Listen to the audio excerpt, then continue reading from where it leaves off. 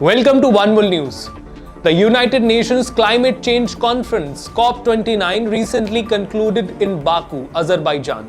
Representatives from nearly 200 nations gathered to address global climate challenges. While several significant agreements were reached, the event also highlighted deep divisions, particularly between developed and developing nations, including India. COP29 saw key agreements aimed at tackling climate change, including a major breakthrough on climate finance. The new collective quantified goal NCQG was announced, aiming to triple climate finance for developing nations to $300 billion annually by 2035, which was previously $100 billion. However, India strongly opposed the proposal. Indian representatives called the pledge inadequate, arguing that $300 billion is insufficient to meet the growing demands of climate mitigation and adaptation in developing countries. India, along with other global South nations, is demanding at least $1.3 trillion annually, with $600 billion provided as grants. Excellency, I regret to say that this document is nothing more than an optical illusion. This, in our opinion, will not address the enormity of the challenge we all face. Therefore, we oppose the adoption of this document. We oppose the adoption of this document. India criticized under Article 9 of the Paris Agreement, developed nations are obligated to lead in mobilizing climate finance. India emphasized that historical polluters must bear the responsibility for their emissions.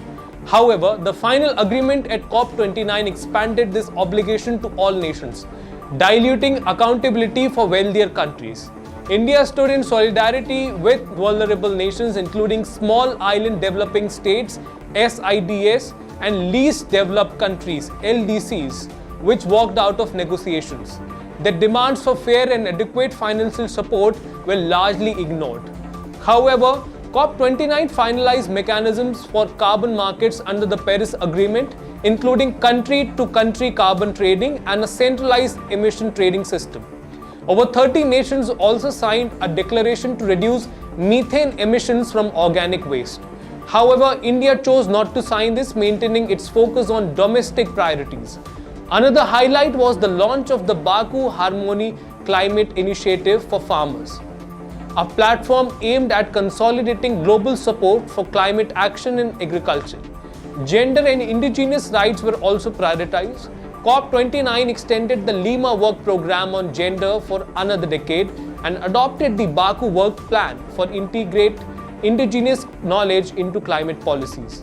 India has made significant progress in its climate commitments, reducing emissions intensity by 33 to 35% and meeting 40% of its energy capacity from non-fossil fuels. It remains a major advocate for equitable climate action.